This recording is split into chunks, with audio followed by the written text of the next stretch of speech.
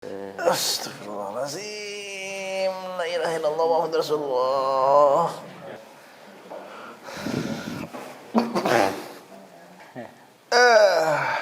Pas ya. Aduh. Iya, aduh. Pas ya. Lemes. Nggak bisa lemes ini. Tegang saya.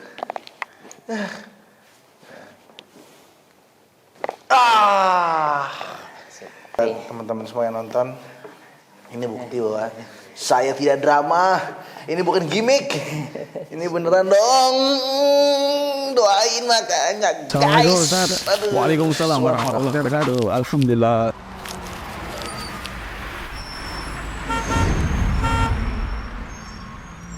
Sejak kecelakaan kemarin, Bang Kevin udah coba tempuh berbagai cara. Rumah sakit udah, urut tradisional udah.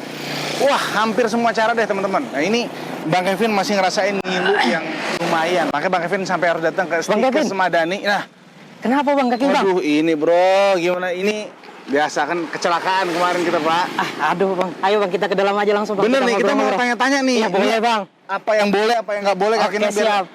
ke dalam ya? Boleh, kita ke dalam. Ayo guys, kita ke dalam. Ayo.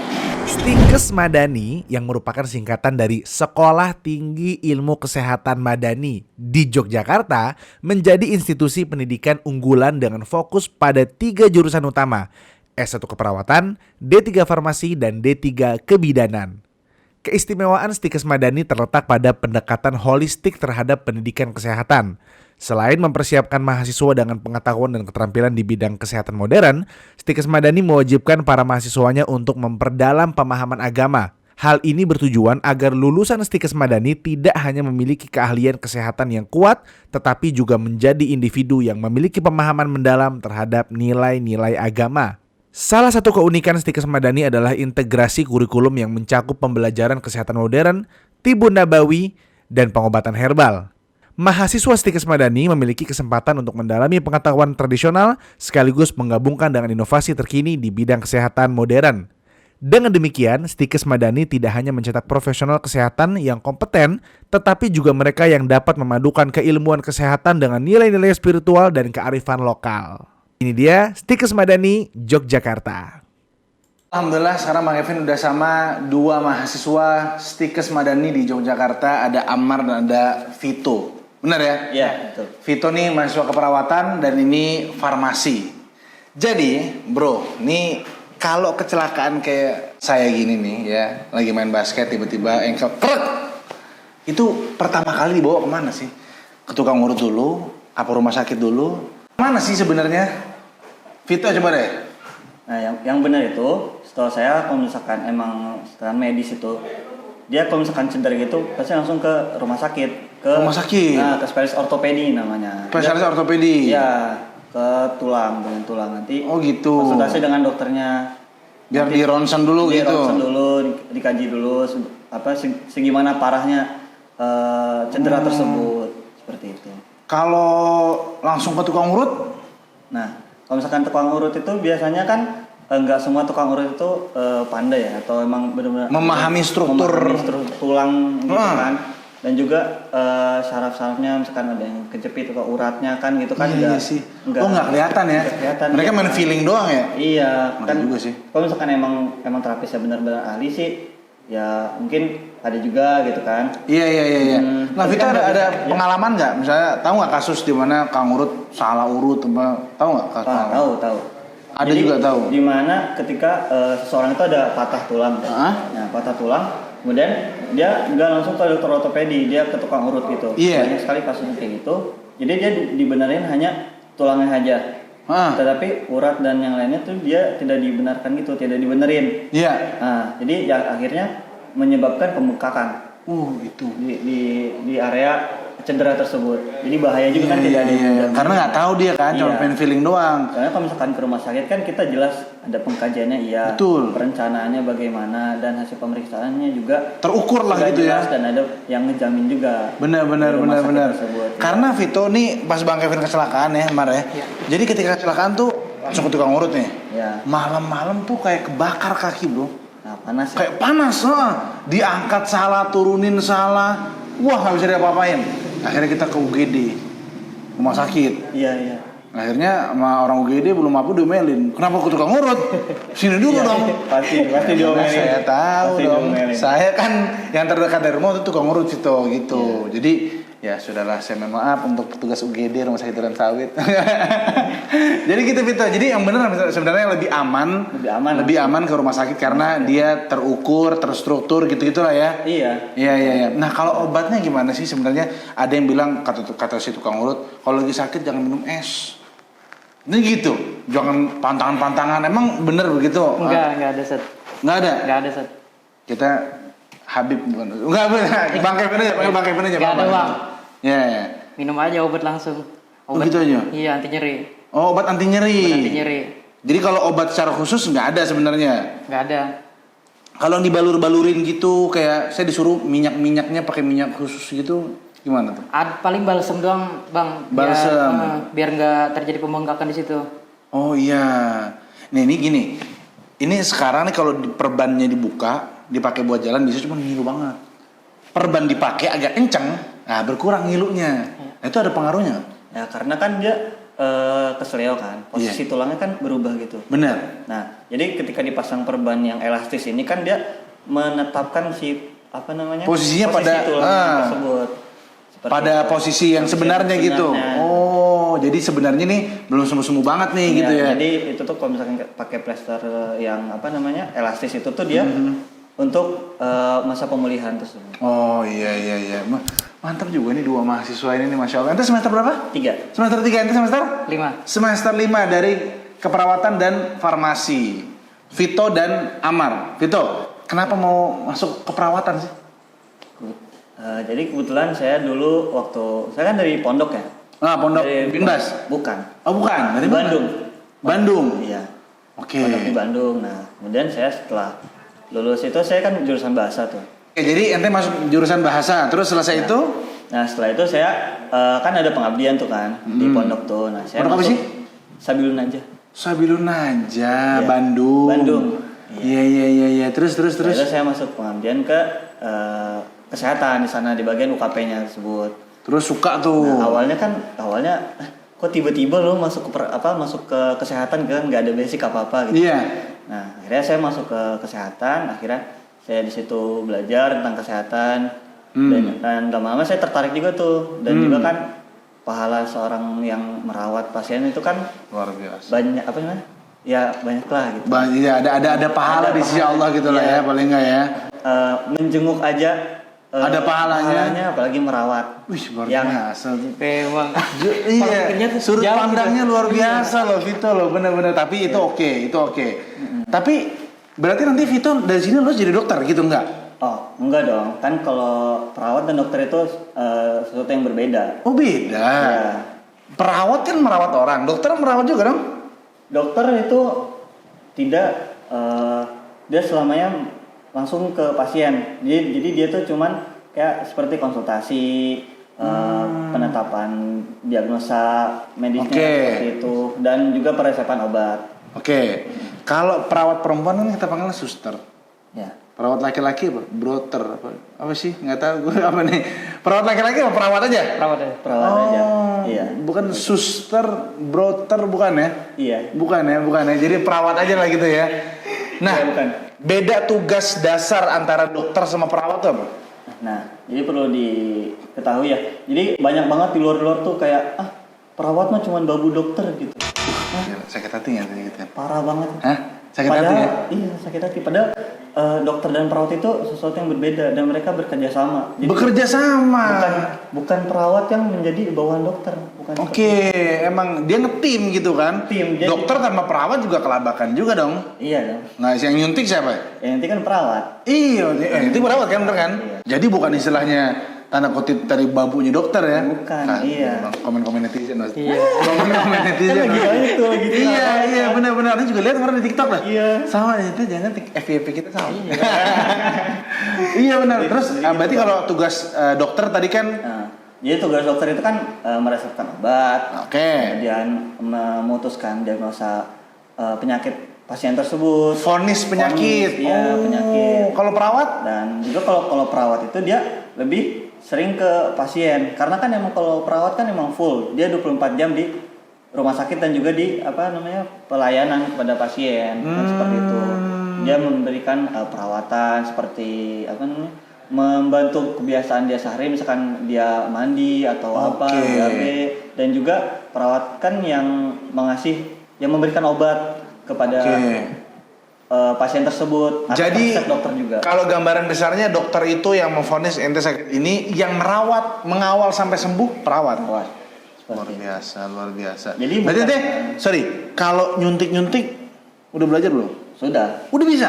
Infus udah juga. Infus. Pasang kateter.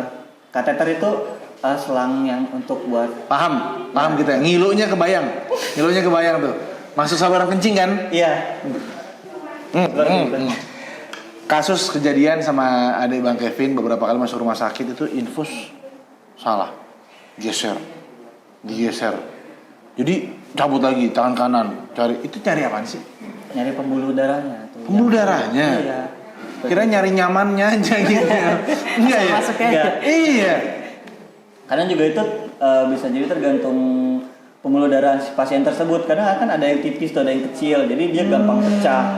Dan juga atau misalkan si pembuluh darahnya dia banyaknya bercabang atau bengkok. Itu kan kita kalau infus kan nyari yang lurus lah biar nyaman juga, nggak sakit ke pasiennya. Sebelum konfirmasi ya, Mar ya. Perawat itu merawat orang yang sakit fisik aja atau yang sakit mental juga sih?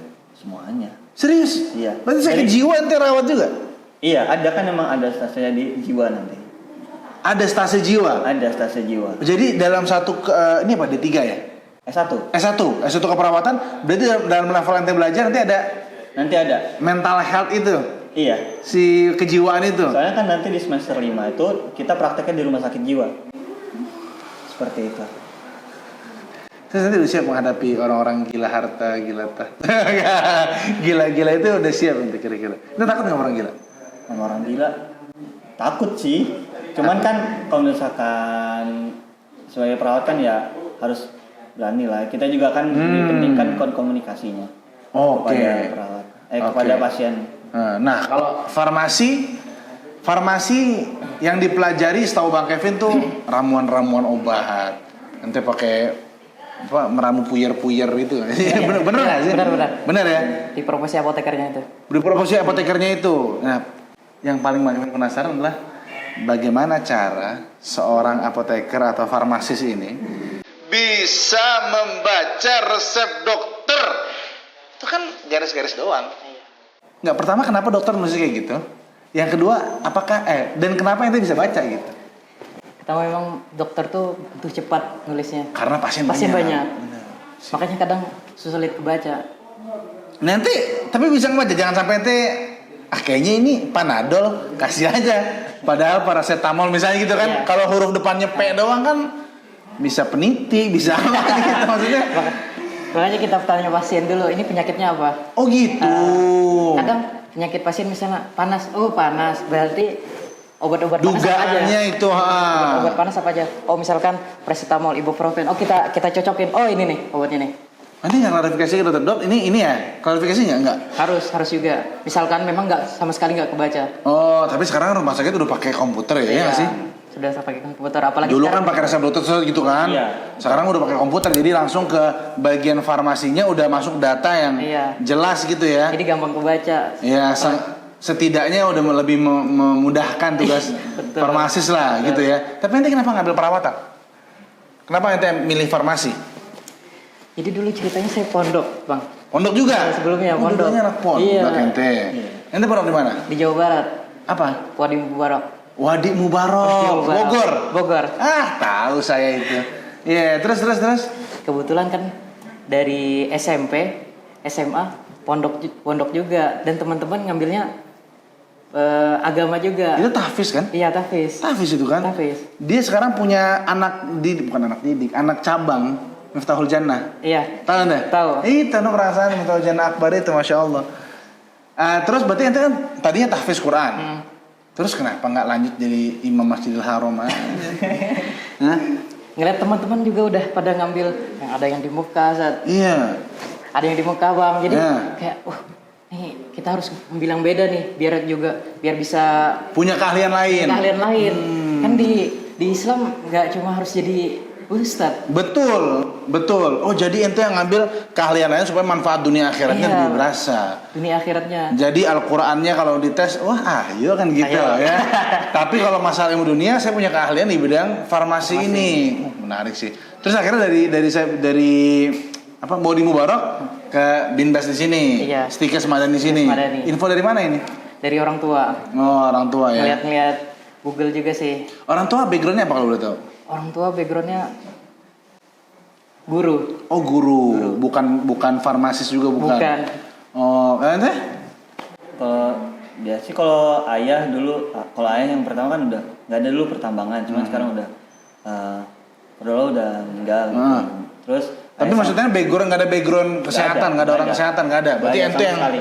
menjadi pertama di keluarga lah Iya. gitu ya. Iya. Abang, kakak nggak ada. Nggak ada. Oke. Nah, kalau di farmasi ini nih, ini juga diantara pertanyaan yang paling mencuat di kalangan sebagian orang ya. Kan pengobatan tuh ada medis, obat-obatan kimia, Iya. ya. Ada herbal, racikan-racikan, sama tibun nabawi. Ini orang-orang bilang yang tibun nabawi garis keras nih, jangan pakai ini. Betul. Obat medis itu diciptakan buat kita sakit lagi. Iya. Itu bisnisnya para dokter, katanya gitu. Sebagian orang nih, ada di YouTube itu videonya bro, pakai tibun nabawi aja, ente nggak percaya sama nabi, gitu. Nah ente sebagai orang yang mempelajari, di sini pelajari itu semua kan? Dipelajari semua. Jadi medis, Dis. herbal sama tibun nabawi, Tibun nabawi. dipelajari semua kan? Pelajari Itu semua. gimana menurut ente sebagai orang belajar? Dia memang ada kelebihan dan kekurangan, Zat. Nah, Kelebihan dan kekurangan, Bang. tuh dia preset mulu, kita resetting aja. Iya. Iya, jadi Jadi bang aja iya. ya. Jadi gimana menurut ente tuh? Jadi ada kelebihan sama kekurangan nih, Bang. Oke, apa tuh kelebihan kekurangannya masing-masing ada Iya, gitu ya? ada. Kan Aha. kalau medis kita kan harus ini ya, misalkan pasiennya udah sakit banget nih, masa kita pakai yang herbal kan nggak cocok. Oh gitu. Soalnya efeknya lambat. Karena efeknya lambat. Ada nggak herbal yang kuat banget efeknya langsung, mungkin nggak ada nggak? Nggak ada. Oh, herbal tuh karena efeknya dia Efeknya lambat. Tapi bukan berarti nggak sembuh. Bukan berarti nggak sembuh. Sembuh tapi efeknya lambat. Iya. Oh, kalau orang misalnya mau dioperasi nih, Nah, nggak mungkin pakai daun bayam gitu, nggak Nggak mungkin. mungkin kan nggak anestesinya mungkin. pakai- Anestesi harus pakai obat anestesi Obat gitu ya. anestesi. Oh, paham. Jadi kalau tergantung daya efeknya sama efek samping mungkin. efek samping. Oke, kekurangan herbal mungkin satu sisi nggak ada atau efeknya nggak langsung. Iya, efeknya Kelebihannya nggak Kelebihannya nggak ngasih efek samping. samping ke tubuh. Oh, karena dia dari alam. Iya, karena dari alam. Oh, gitu. Obat-obat Cina tuh? Nah itu kan kebanyakan dari alam juga. Iya, dulu kan tabib-tabib Cina Iya. itu kan pokoknya luka pakai ini pak, sahabat-sahabat segala macam, sembuh tuh begitu ya. Iya. Nah, ini kan semuanya baik herbal maupun medis, ini kan hasil trial and error, betul nggak? Iya, betul. Coba gagal, coba lagi begini segala macam. Itu ada percobaan, ada hipotesa gitu-gitu kan? Hipotesa bahasa saya akademisi banget.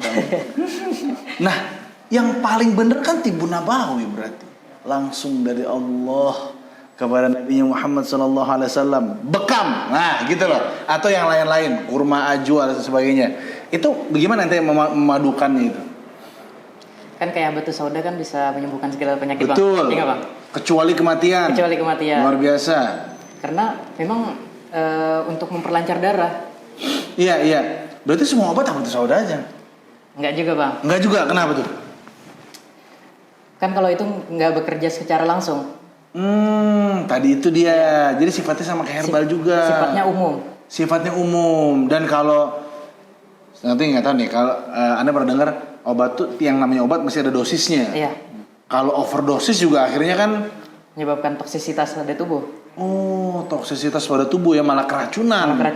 Yang tadinya harus nggak mati malah mati Iya. karena overdosis kan. Overdosis. Iya. Jadi benar sih teman, harus ada ukurannya, ada hitungannya ya. Luar biasa. Jadi kalau Vito sendiri sini belajarnya udah sampai suntik infus gitu-gitu. Sudah. Bedah kodok ada nggak bedah kodok? Dulu kan kalau zaman SMA dulu kita ada bedah katak gitu. Ente bedah orang nggak sih ente? Oh, enggak dong. Kalau itu kan kewenangannya dokter. Nah perawat Kalau perawat dia hanya merawat Oh, merawat setelah luka. Iya, operasi. Setelah operasi. Jadi ente nggak bedah ya? Nggak beda. Oke, jadi wewenang atau yang dipelajarin di sini selama ente S1 tuh kira-kira apa aja nanti? Nanti itu kita ada belajar hacking. Kita bisa menjahit, misalkan kan ada. Oh, menjahit. Iya. Pasien datang ke IGD misalkan kan dia kecelakaan gitu. Oh, menjahit kulit yang robek dong? Yang robek. Bukan iya. menjahit baju. Bukan. Menjahit tangan yang robek, kaki yang Ya. robek gitu. Oke. Nah, Terus. seperti itu. Jiwa gadar ya tadi di IGD. Gadar, gawat darurat. Darurat. Singkatan orang dalam.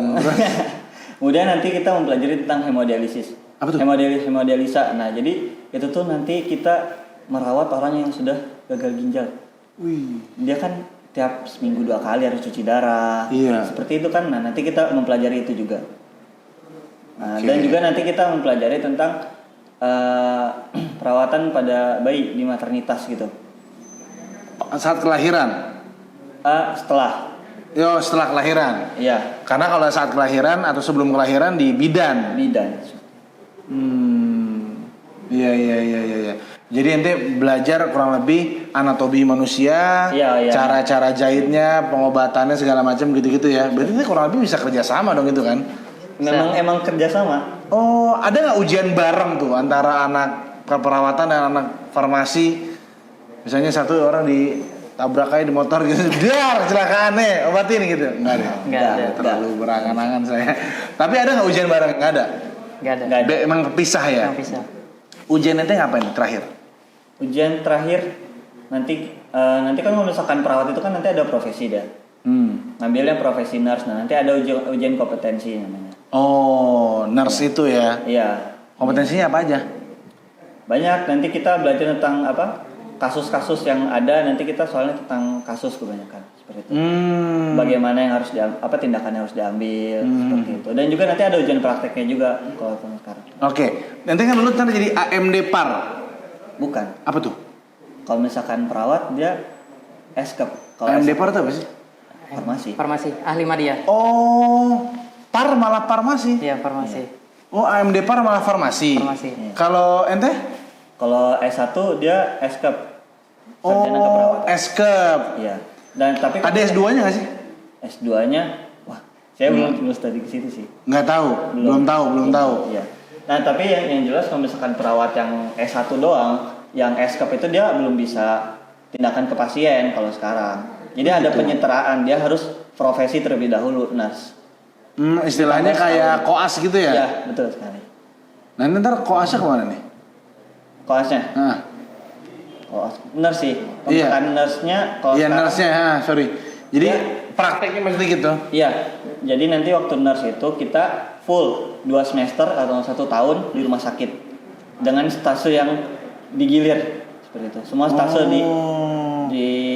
dipelajari seperti itu. Berarti ente lihat darah, lihat orang Pastinya. menjerit-jerit. Iya, udah ente udah mulai membiasakan diri tuh ya.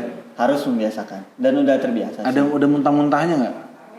Waktu pertama praktek di semester 1 kita baru pengenalan infus. Nah, udah agak-agak takut tuh sama jarum awalnya. Benar. Awalnya. Takutnya pas disuntik kebal orang. Enggak gitu. Tapi ente pernah masukin jarum ke real person? Pernah. Kan Pernah? emang kita ada praktikumnya setiap mata kuliah.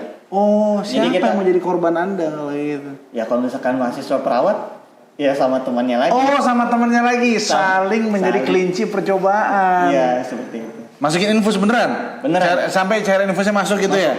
Itu masukin apa tuh? Cyanida kalau nggak salah ya? Iya, jadi masukin, oke, bisa nih, nilai gitu ya. Baru Iya. ente disuntik juga gitu? Iya, gantian. Luar biasa juga. Nah, kalau farmasi kan ramu keracunan. Iya dong? Iya. Kalau salah-salah perhitungan, salah-salah ramuan, bisa keracunan nggak sih? Bisa. Makanya gini maksud Ana, yang ente ramu itu dalam bentuk bubuk kah? Atau cair? Atau apa? Semuanya bisa. Biasanya Semuanya? normalnya bubuk. Normalnya bubuk. Ente masukin kapsul gitu? Iya, kapsul. Oke, ujian ente ngapain aja terakhir? Ujian itu baca resep yang pertama. Oh, baca resep. Baca resep.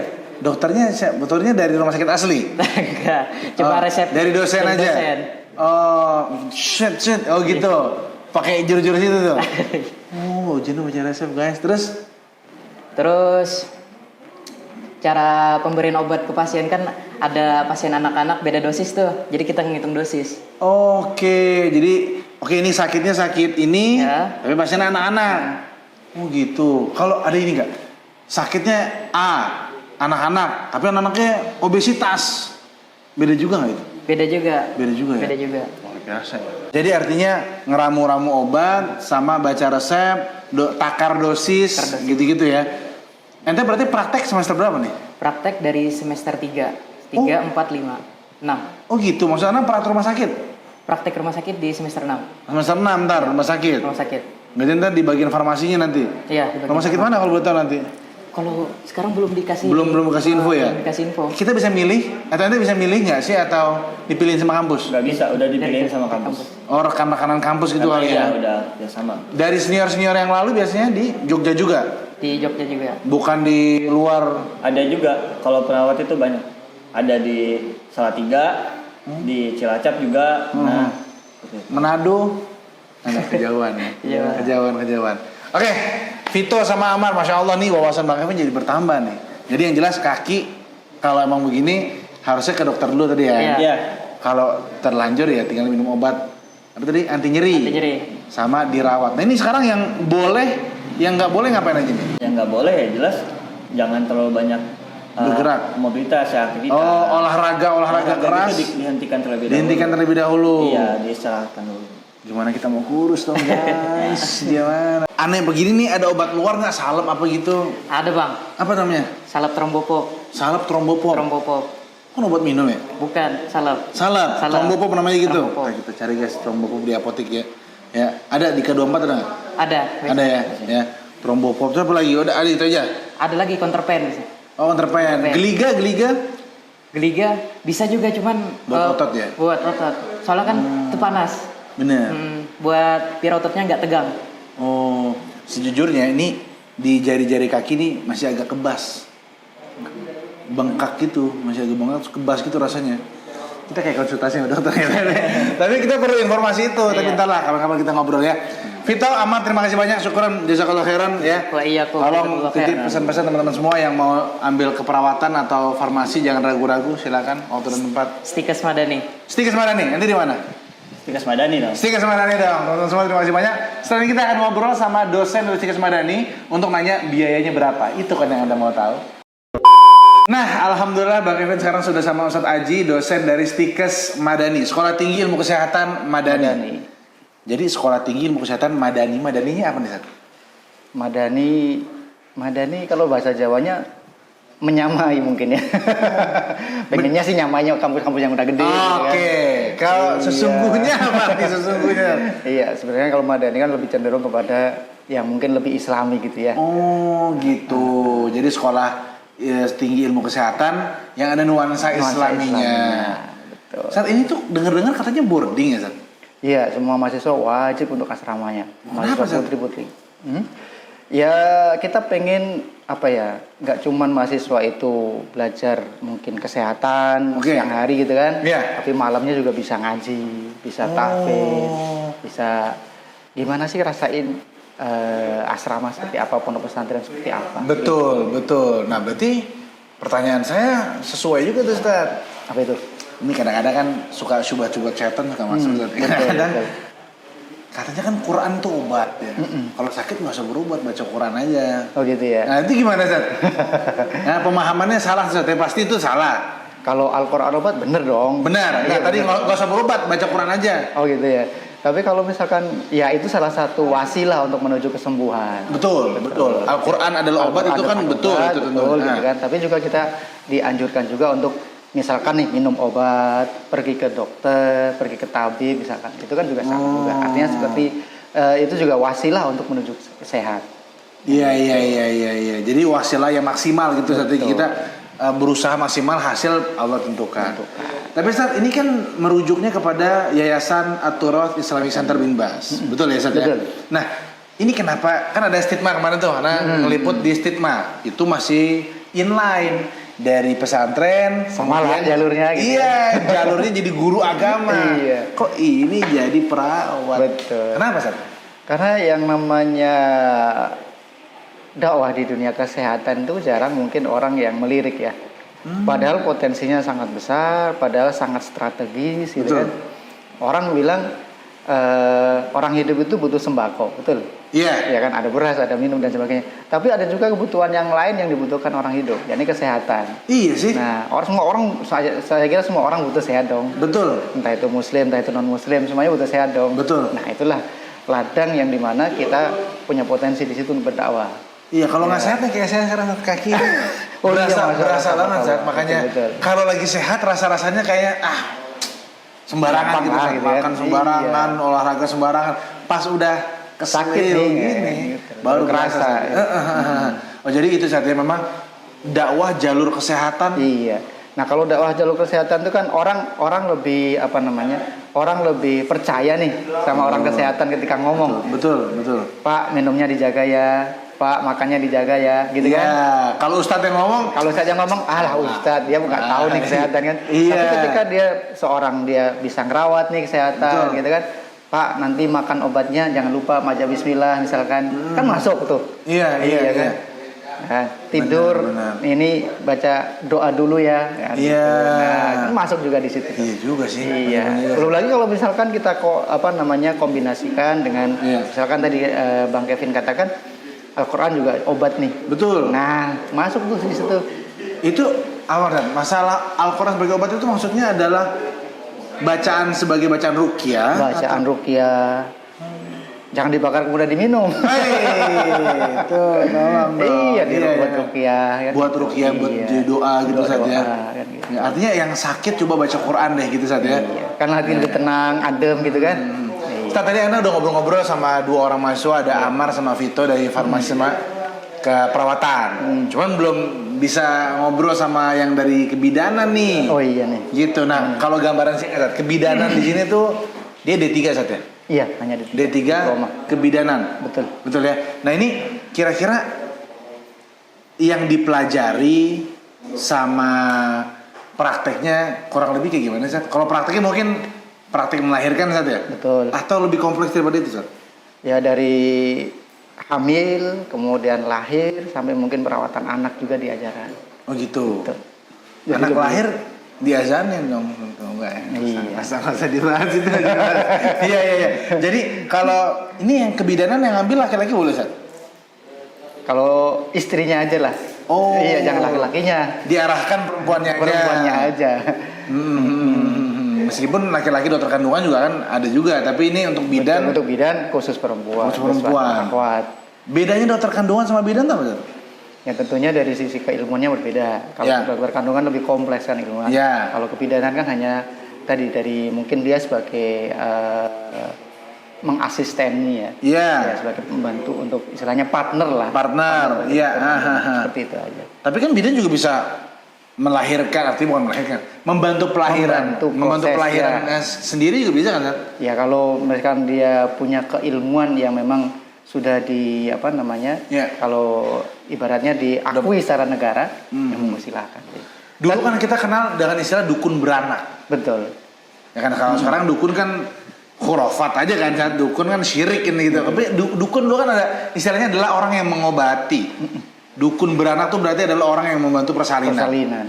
Nah itu kan berangkat dari pengalaman mereka, Sat. Betul. Ya, nah ini apakah diajarkan juga praktek atau gimana di sini gitu, Sat? Kurang lebih saya butuh gambaran utuh kira-kira sebagai D3 kebidanan tuh gimana, Sat? Ya kalau D3 kebidanan kan biasanya kan tadi saya bilang dari proses dia si ibu ini hamil.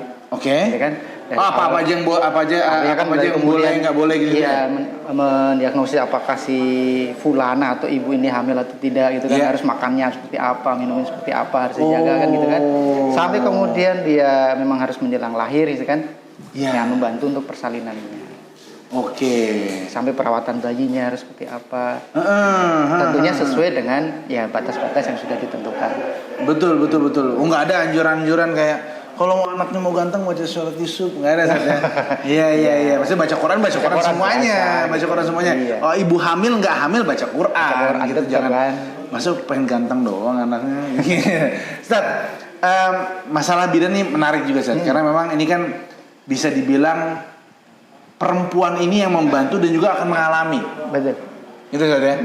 Nah berarti D3 kebidanan ini mereka mempelajari tentang tubuh mereka sendiri. Dan juga antar tubuh pasien yang mungkin pada saat persalinan kondisi orang beda-beda gitu Ustaz ya. Berarti mental juga harus disiapkan Ustaz ya. Wah, harus tentu. Untuk menghadapi orang teriak-teriak. Apalagi kan kadang ada orang yang dia itu trauma sama darah nih. Iya. Iya kan? Nah, itu harus mental memang harus disiapin, betul. Gimana cara antum mengajarkan anak-anak didik untuk siapin mental lihat darah tuh? Ya paling tidak kan namanya orang itu kan mungkin awalnya trauma, nggak takut, tapi kalau lama-kelamaan kan terbiasa juga. Seringnya dia praktek di bidan klinik misalkan, klinik kebidanan misalkan, atau praktek di rumah sakit, lama-lama juga biasa juga. Iya. Oh jadi mahasiswa mungkin awal-awal ada yang muntah, ada yang takut. Iya. Selain kita kasih pengertian tentunya kan. Iya. Mungkin sekarang baru lihat nih orang lahiran gitu kan. Iya. Nanti nih besok kan juga lahiran juga, insya Allah kan gitu kan. Iya. Siapin dong ini. Gitu. Oke, menarik. Jadi ada D3 kebidanan, S1 keperawatan sama D3 farmasi. D3 farmasi. Sama satu profesi nurse. Profesi nurse lah. Iya. Keperawatan sama. Nah, keperawatan itu kan S1 nih. Nah, dia untuk kemudian ada tahapan selanjutnya yaitu tahapan profesi nurse. Oke. Dia profesi nurse itu dia berarti dia praktek langsung. Praktek langsung di rumah sakit. Selama berapa tahun? Kurang lebih 1 tahun. 1 tahun. Iya. Oke. Keterangan sudah jelas, alhamdulillah. Sudah ada gambaran bagaimana farmasi, keperawatan. Intinya itu adalah aspek-aspek penting yang juga nggak bisa dianggap sebagai tapi itu kan bukan dokter. Iya dokter kalau nggak ada yang ini juga repot juga. Kelabakan juga gitu, sulit juga gitu. Iya. Nah, berarti apakah secara biaya mendekati fakultas kedokteran gitu seterusnya? Ini ya netizen penonton pada pengen tahu karena kan kalau udah kedokteran pasti udah ratusan juta. Nah kalau di sini gimana sih? Kalau di sini insya Allah nggak sampai dah ratusan juta. Iya, 99 lah. 99 kayaknya juga nggak nyampe juga, gitu kan. Kalau boleh dihitung-hitung paling nggak minimal ya 850 per bulan lah. Nggak, sebentar. Ini yang keperawatan ini, Seth? Belum, maksudnya kalau belum lagi uang pangkal ya. Iya. SPP-nya doang gitu. SPP per bulan minimal ya. Oke. Ya 850. Nanti kan tergantung juga SKS-nya juga kan. Oke. Iya. Tergantung SKS-nya juga. Kemudian ada uang pangkal juga kan. Nah, uang masuk berapa, Seth? Uang masuk sekitar mungkin untuk tahap pertama ya, sekitar 4 jutaan lah. Untuk tahap pertama nih, bayar pertama. Registrasi doang nih. Iya. Kalau totalnya, Seth? Kalau total ada tergantung. Kalau 20 ada lah lebih. Lebih ya. Karena memang udah tingkatan S1 dan D3 sih ya. Kurang lebih ya mungkin 60-70 lah. Kurang lebih ya. Iya, memang karena emang segitu, Ustaz. Maksudnya ya nggak bisa dianggap mahal juga karena memang ilmunya juga prakteknya, alat-alatnya. Praktek rumah sakit juga kita perlu ini perhitungkan juga. Iya. Gitu. Dan kalau udah selesai belajar, nanti ada penempatannya atau langsung ngelamar sendiri bagaimana, Ustaz? Kalau selesai belajar kebanyakannya adalah mahasiswa ngelamar sendiri. Oh gitu. Tapi kita mencoba memfasilitasi paling tidak menginformasikan ke teman-teman mahasiswa untuk mungkin nih ada lowongan nih. Siapa yang mau? Jaringan alumni masih ada. Itu pasti ada. Iya.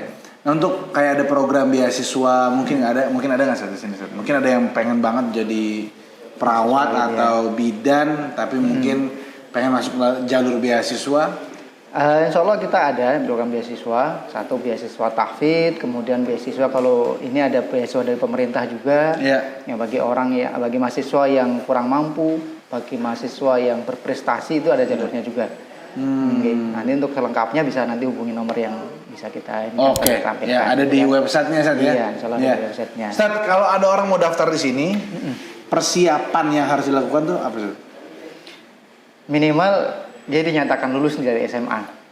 Pertama. Kemudian yang kedua siap untuk tinggal di asrama. Oh, cowok cewek di asrama? Cowok cewek di asrama semuanya. Boarding maksudnya? Boarding, iya. Oke. Jadi nggak boleh. Saya mau pulang aja, rumah saya dekat sini. Boleh pulang, asal dia nikah dulu. udah keluarga. Udah keluarga gitu kan. Iya, Dulu iya. pernah walaupun mahasiswa mungkin kampung sini misalkan Iya. kamu dekat sini, tetap aja dia boarding. Mana dapat asrama juga. Dapat asrama juga. Nah, kalau misalkan ya ada juga mahasiswa yang sudah nikah ya monggo silakan, itu pilihan mereka kan, belajar sambil kemudian berbakti sama suami misalkan atau sambil menafkahi istri, itu pilihan masing-masing, nggak masalah buat kita. Kan? Justru malah kemudian ya kita dorong nih daripada nanti ke hal-hal yang tidak-tidak gitu kan. Bahkan belum menjerumus ke zina, ya udah nikah aja dulu. Iya. Nah, nggak boleh dong, silahkan kuliah sambil ini dan sebagainya. Nah, kalau maksudnya persiapan cara mentalnya Sat, kadang-kadang antar darah. Orang melahirkan, itu gimana? Cara mentalnya mungkin ada yang perlu dipersiapkan. Paling tidak kita pahamkan dulu. Oke. Profesi bidan itu nanti seperti apa, profesi perawat itu nanti seperti apa, farmasi juga seperti apa. Nah, kalau misalkan ini sudah paham, ya tinggal anaknya aja sih sebenarnya. Kalau misalkan kalau belum masuk nih ya, kalau belum masuk. Tapi kalau sudah masuk ya tentunya dengan tadi ya hal-hal yang mungkin selama ini belum biasa karena sudah berkali-kali mungkin praktek, lihat hal-hal yang tidak mengenakan mungkin sebelum praktek, ya akhirnya insya Allah terbiasa juga. Oh iya, aman lah Sat, Aman, insya Allah ya. Selain juga kemudian mungkin kita kasih pengertian ketika di asrama pas kajian-kajian misalnya. Iya benar-benar. Jadi pagi sampai sore belajar tentang kuliah kesehatan, malamnya ya silahkan belajar agama lagi.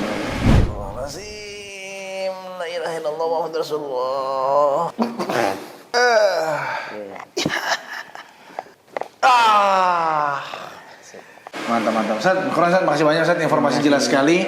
Jadi buat teman-teman semua yang mau daftar ke Stikes Madani, silakan hubungi nomor di bawah sini atau cek website di atas ini nih, insyaallah. Oke, teman-teman semua terima kasih banyak. Ustaz, syukran jazakallahu khairan. Sampai ketemu lagi Ustaz. Doakan Ustaz biar ketemu Ustaz. Amin. Assalamualaikum warahmatullahi wabarakatuh. Mau jadi apa?